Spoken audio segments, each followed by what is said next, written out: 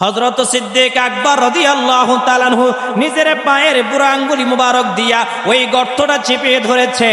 হঠাৎ করে গর্ত থেকে বিষাক্ত একটি সাপ বের হতে না পাইরা আমার মায়ান নবীজি সাল্লাল্লাহু আলাইহি ওয়াসাল্লামের সাহাবী সিদ্দিক আকবর রাদিয়াল্লাহু তাআলা আনহুর বুড়া আঙ্গুলি মুবারকের উপরে ধ্বংসন করে দিয়েছে, কামড় দিয়ে দিয়েছে। জোরে কোন আল্লাহু আকবার।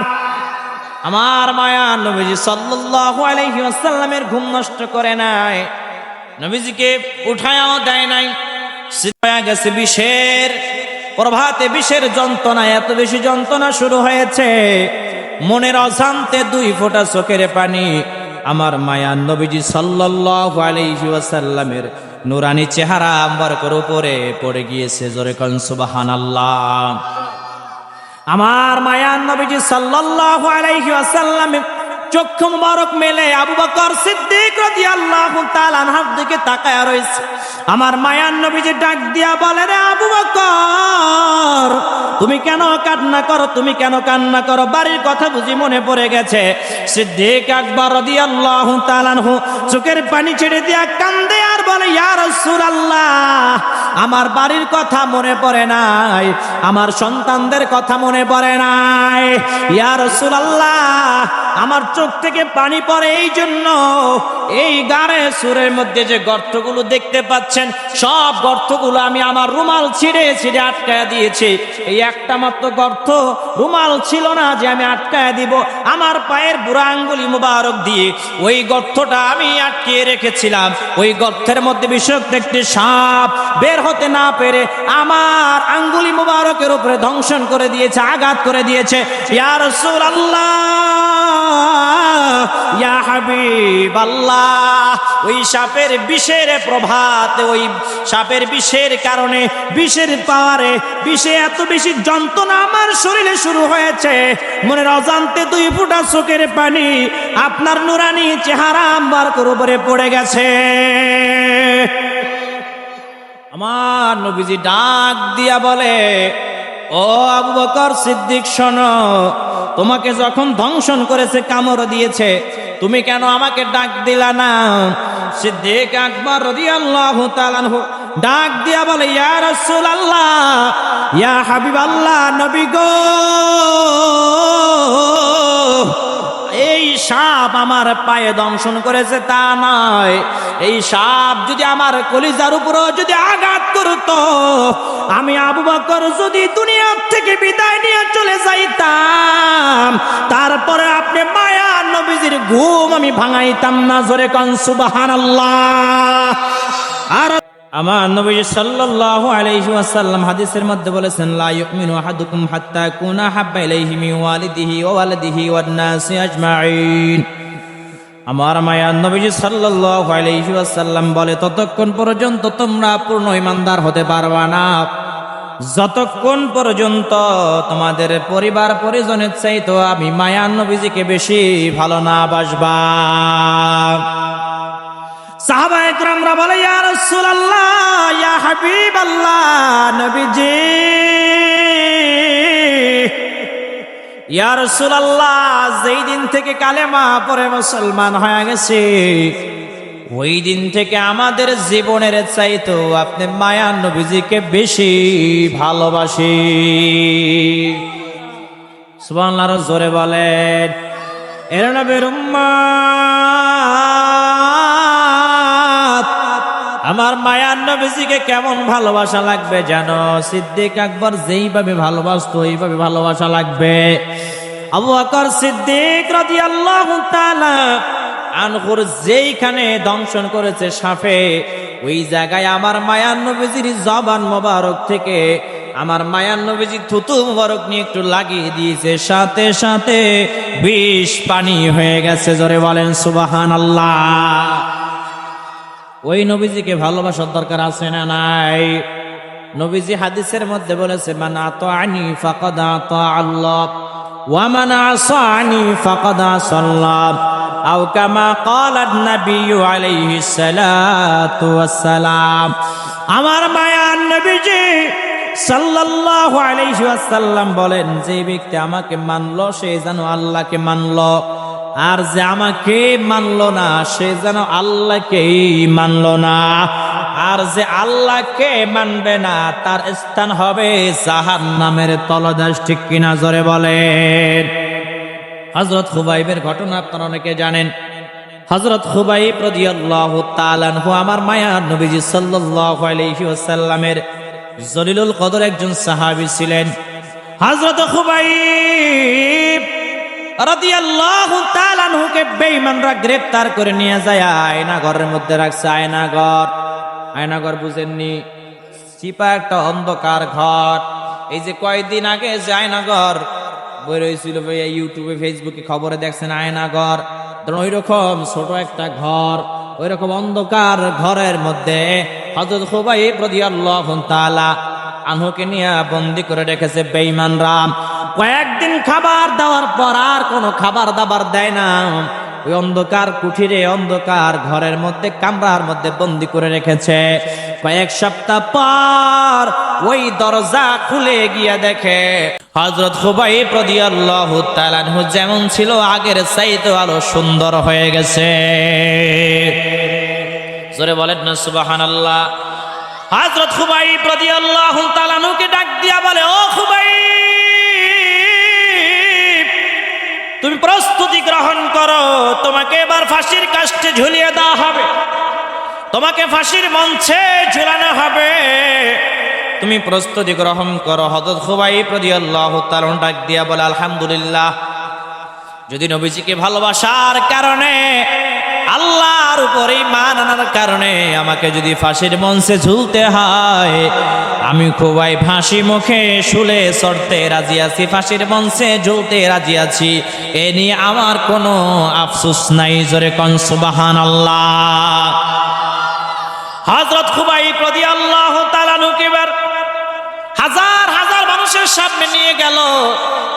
হযরত খুবাইবকে ফাঁসির কাস্টে ঝুলিয়ে দেওয়া হবে, শুলে চড়ায় দেওয়া হবে। হযরত খুবাইব রাদিয়াল্লাহু তাআলা আনহুকে ডাক দিয়া বলে, রে খুবাইব, তোমার কোনো চাওয়া পাওয়া আছে কিনা? দেখবেন ফাঁসির আসামি যারা, তাদেরকে ফাঁসি দেওয়ার আগে জিজ্ঞেস করে তুমি কিছু খাইতে চাও কিনা, তুমি কোনো কিছু চাও কিনা, তোমার কোনো চাওয়া পাওয়া আছে কিনা জিজ্ঞেস করে কি করে না? তদ্রূপ ভাবে বেঈমানরাও হযরত খুবাইবকে প্রশ্ন করে আর বলে, রে খুবাইব, তোমার কোনো চাওয়া পাওয়া আছে কিনা তুমি বলো। খুবাইব ডাক দিয়া বলে, রে বেঈমানের দল, আমার কোনো চাওয়া পাওয়া কিচ্ছু নাই, আমি 2 রাকাত নামাজ আদায় করতে চাই। জোরে বলেন না সুবহানাল্লাহ। আজ আমরা তো নামাজ পড়তেই চাই না, আর সাহাবায়ে কেরামরা যত বিপদে পড়ুক না কেন নামাজ ছাড়ে নাই। ঠিক কিনা জোরে বলেন। হযরত খুবাইব রাদিয়াল্লাহু তাআলা আনহু জানে, দেখতেছে এখন দুনিয়া থেকে বিদায় করে দেওয়া হবে। তখন খুবাইব কোনো আবদার করে না, একটাই আবদার করেছে, রে বেঈমানের দল, আমি 2 রাকাত নামাজ আদায় করতে চাই, আমাকে 2 রাকাত নামাজ পড়ার জন্য সময় দাও। জোরে বলেন সুবহানাল্লাহ। হযরত খুবাইব রাদিয়াল্লাহু তাআলা আনহু নামাজের মধ্যে দাঁড়ায় গেলেন, ছোট ছোট 2টা সূরা দিয়া নামাজ শেষ করে নিলেন। যখন সালাম ফিরিয়েছে, বেঈমানরা ডাক দিয়া বলে, রে খুবাইব, এত তাড়াতাড়ি কেন তুমি নামাজ শেষ করে নিলা? তুমি কেন এত তাড়াতাড়ি নামাজ সমাপ্ত করে নিলা? খুবাইব রাদিয়াল্লাহু তাআলা আনহু ডাক দিয়া বলে, রে বেঈমানের দল, আমি চাইলে নামাজের মধ্যে ঘন্টার পর ঘন্টা দাঁড়ায় থাকতে পারতাম, আমি চাইলে কিরাত লম্বা করে ধরতে পারতাম। আরে বেঈমানের দল, আমি কেন ছোট সূরা দিয়া নামাজ আদায় করেছি জানো? যদি তোমরা মিথ্যা অপবাদ দাও, মিথ্যা ট্যাগ যদি লাগায়া দাও, তোমরা যদি এটা মনে করো যে নবীজির সাহাবী আমি, তোমাদেরকে ভয় পাই, মৃত্যুকে ভয় পাই, এই জন্য নামাজে কিরাত লম্বা করে দিয়েছি, সালাম ফিরাই না, নামাজ শেষ করি না, এরকম যদি তোমরা মনে করো, ধারণা করো, এই জন্য তোমরা যেন ধারণা করতে না পারো, বাজে মন্তব্য যেন করতে না পারো, মিথ্যা অপবাদ ট্যাগ যেন তোমরা লাগাইতে না পারো, এই জন্য ছোট ছোট সূরা দিয়া আমি খুবাইব নামাজ শেষ করে দিয়েছি। জোরে বলেন না সুবহানাল্লাহ।